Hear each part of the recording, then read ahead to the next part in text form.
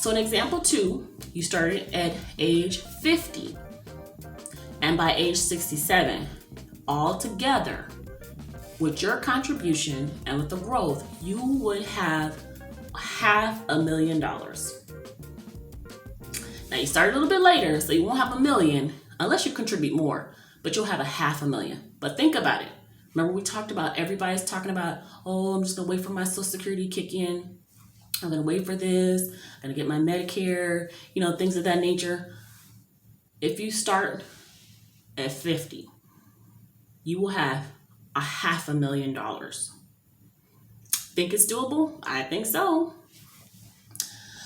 So, I'm gonna look at one more example here, because we talked about 11% rate of return. Let's say you don't know anything about your employer's options, you're confused, you don't understand about the mutual funds, all that kind of stuff. Let's go real plain and basic.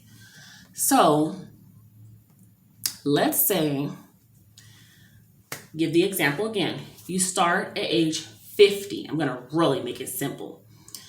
So you start at age 50, you're gonna save until you're 67 years old. You're gonna save 25% of your income per month, and you're just now starting today. 25% of your income, remember your income is $4,000 a month, 25% of that is $1,000. So you're gonna save $1,000 every month starting today. Let's say you just take that and you sock it away into a savings account. Just a regular, go to the bank, open up a plain old savings account. Okay, so you saved until you were 67 years old. You saved your 25% of your income starting today. In the future, in 17 years, when you're ready to retire at 67 years old, you would have saved on your own in that regular plain old bank savings account $204,000. Again, you guys, if you live in California, which is one of the more expensive states, that's half of a house. And you did that on your own, just from your regular job, your regular paycheck. And let's say, guys know how bank savings accounts are. You get 1%, like literally barely any return on your money. But even if you decide to do that, let's look at the growth rate on 1% return. So you yourself contributed $204,000. The growth rate of 1% in 17 years, you would have an extra $18,265.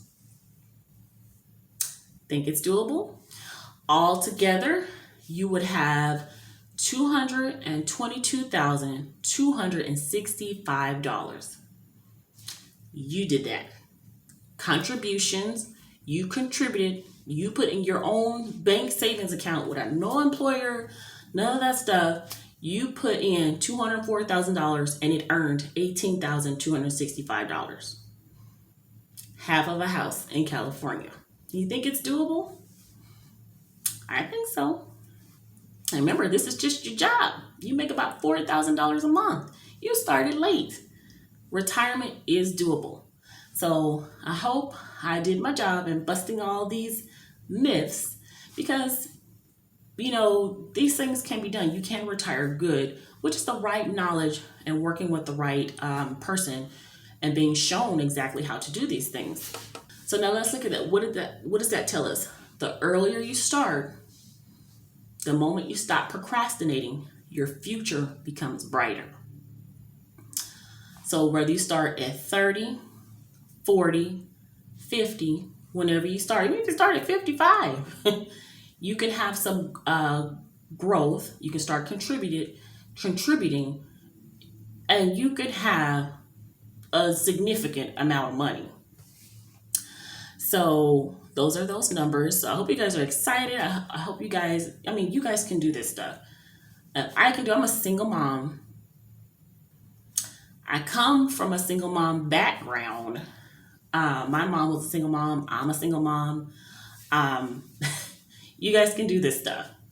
And this is without, I showed you how you guys can do it with an employer's 401k and just doing it on your own. So really that kind of busts the myths of excuses that we have as to why we need to rely on the government, this and that. You can start this on your own. Just need to be shown how to do it. So again, it is not too late. Knowledge is power. I just gave you guys the knowledge, and now you have the power to retire generously. You can do this. So knowledge is power. Take this knowledge, make it your power, and take your retirement, your future into your own hands. You can do it. So let's also look at one more thing I also want to look at. I won't make this video too long, but I really want to give you guys some practical tips and knowledge on how you can retire or you can save money, So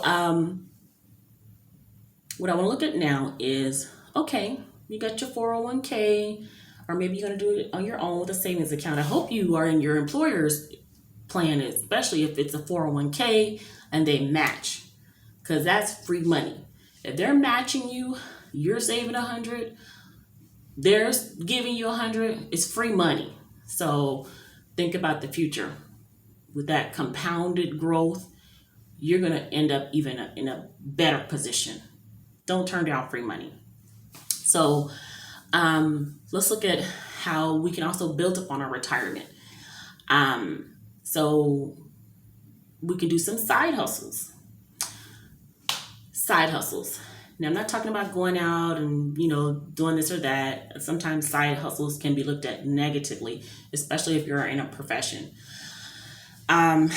So let's look at a couple examples of some side hustles to help you save even more money for the future. Remember, the earlier you start and the more you put in, the greater your future looks, the brighter, the more quality you will have in the future. So career skills. What do you do for a living right now? Or what natural abilities do you have? What gifts, what talents? You don't have to side hustle and go boom, full time into something else and then also work in a full-time job. You don't have to do that. Just one thing I've learned about life, a little bit here, a little bit there. That's the reason why I didn't start sooner than I started as well. A little bit here, a little bit there. What I mean by that is maybe you're off on the weekends, Saturday and Sunday free, maybe 2 hours a day, 3 hours a day, 1 hour a day. Go make some extra money. Take the skills that you use at your job or your natural gifts, talents, and abilities and help and give back to someone else.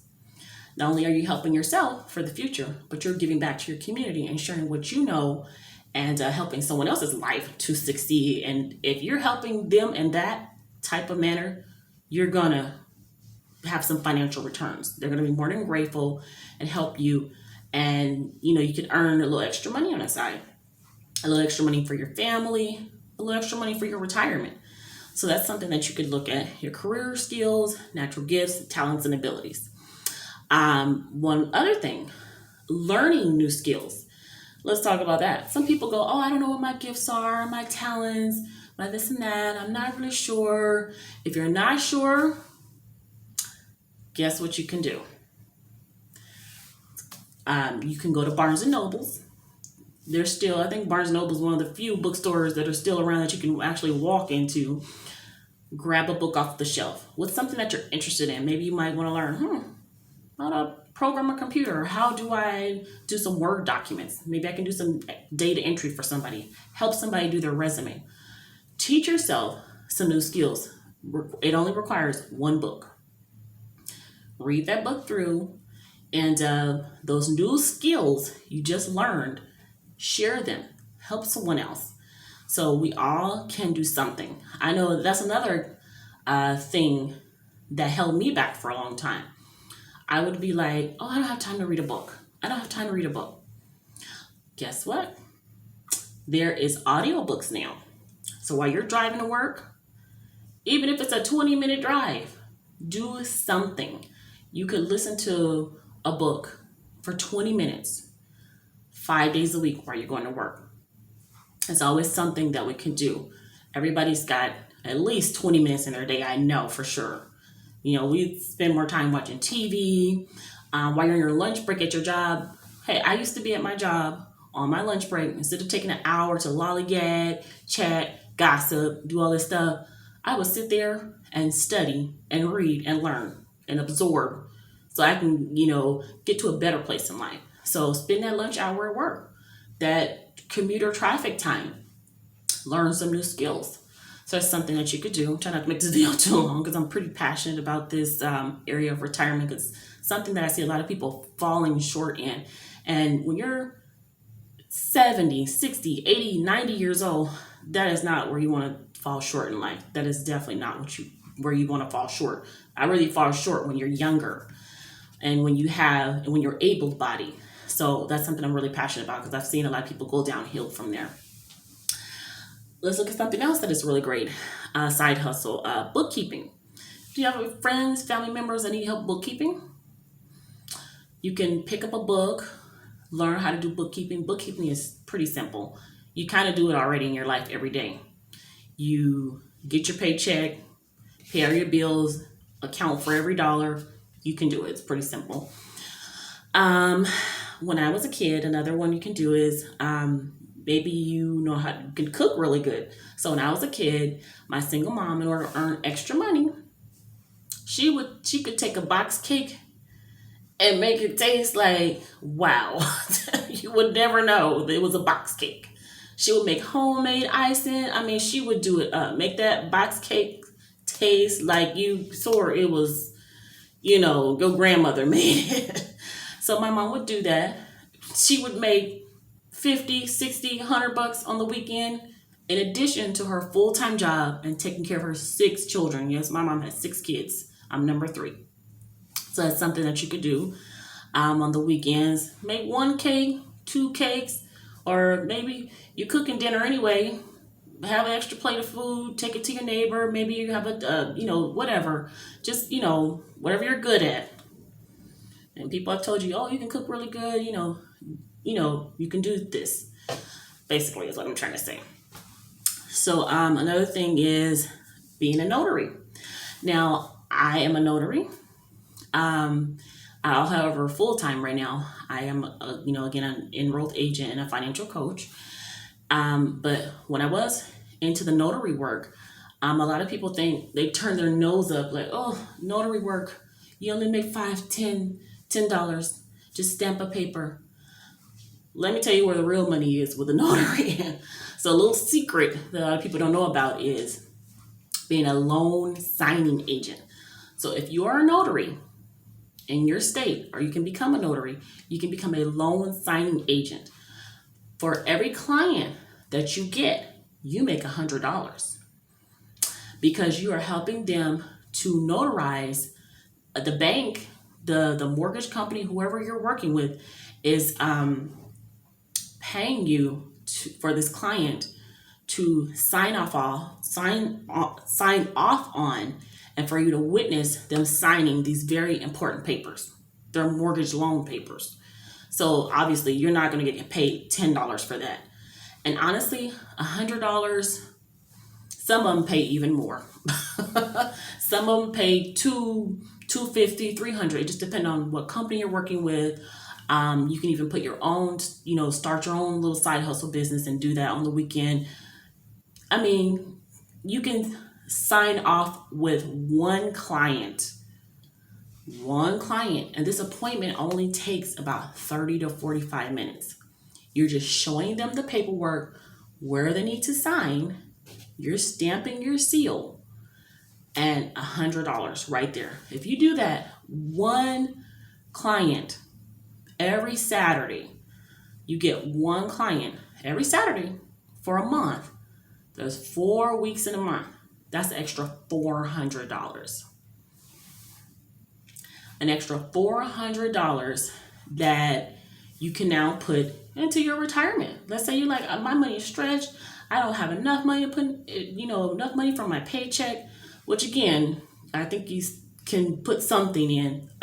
Everybody wastes money on something in their life, whether it be Starbucks, little candies at the gas station. We all waste money here and there on stuff.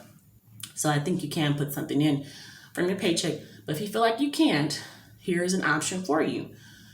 $100 every weekend, one client, 45-minute appointment at the most. And since you're a notary, if somebody needs a notary around you, maybe your employer may need it. I had an employer one time that needed a notary. You can sign off on, their paperwork, stamp, sign, seal their paperwork, or family, friends, you can start your own business doing that. Yeah, that'll be $10 per signage, depending on your state. State laws are different. So I know in my state it's like $10. But did you also know a lot of those notaries out there tell you there's secrets. There are secrets and there are secrets. You can charge a traveling fee. I hope you guys are not out there burning your gas, going to a client and not charging for that. So not only can you charge them the $10 fee to stamp their one paper, witness and stamp their one paper, that's $10.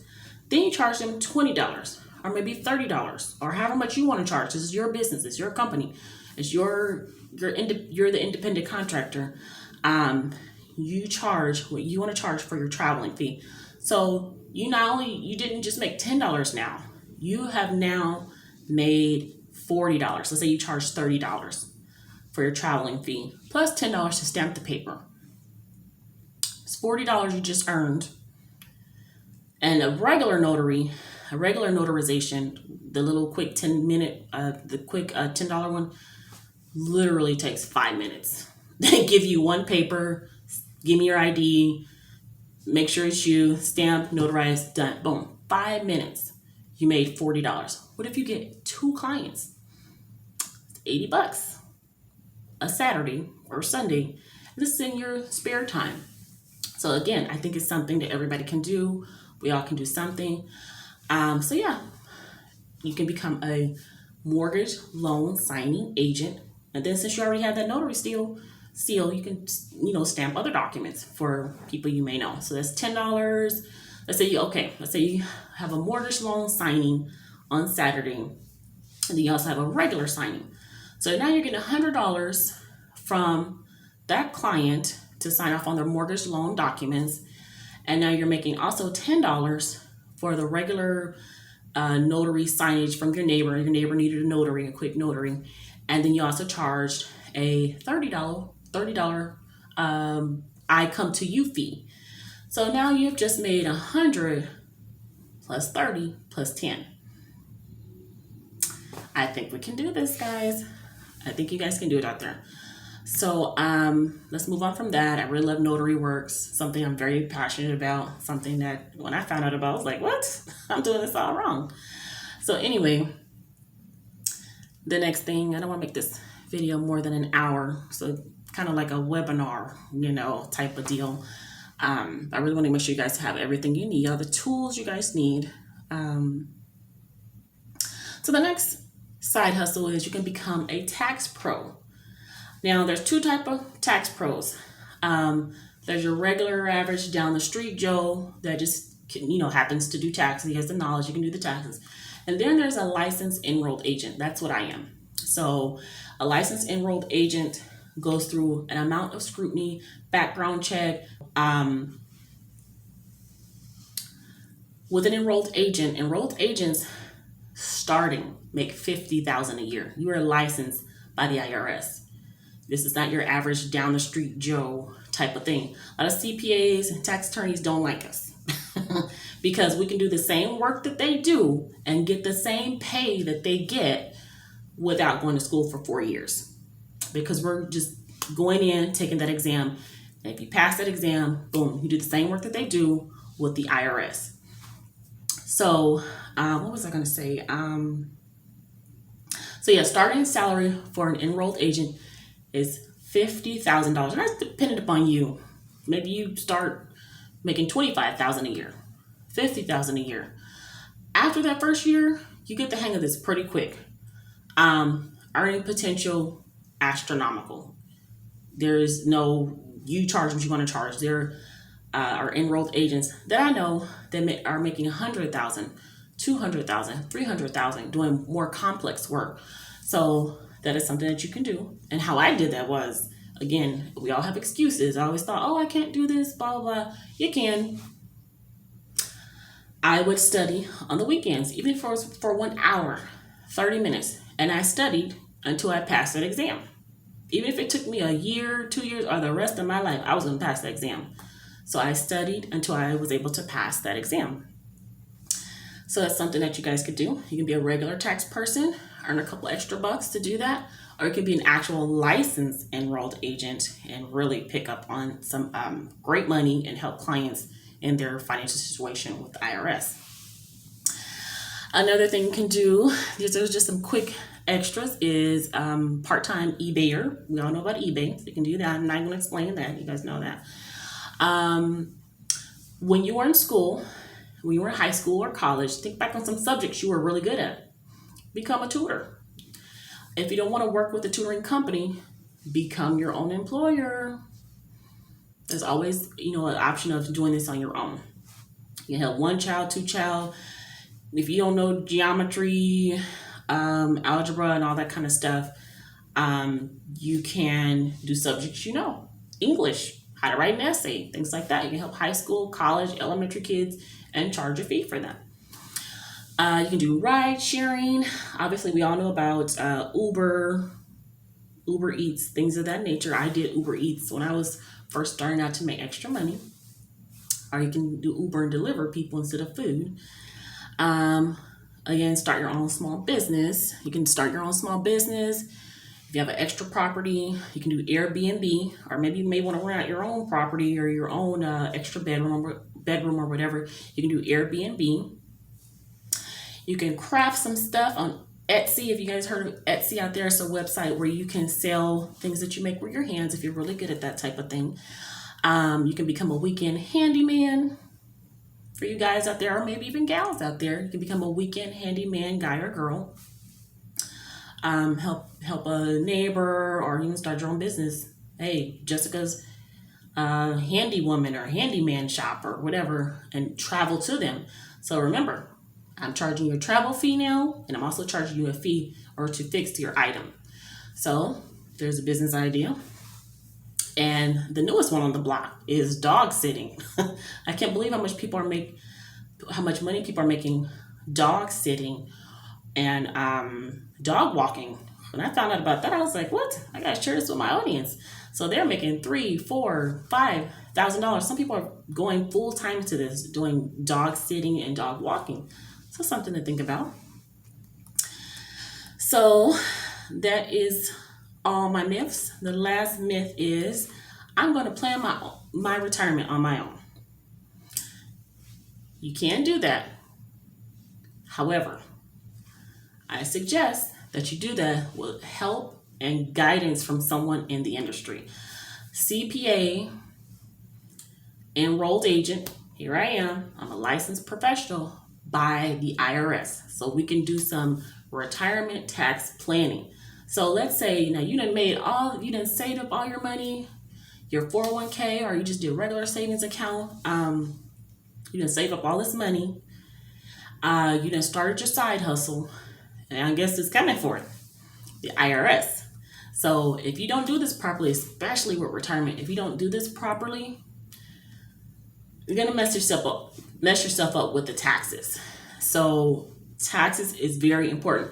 Think about it. If you saved up and now have 1.1 million in your account, or the $500,000 that we talked about, and you didn't pay taxes on it early, like with a Roth, or you deferred with a IRA or with your employer's 401k, now you have to pay taxes.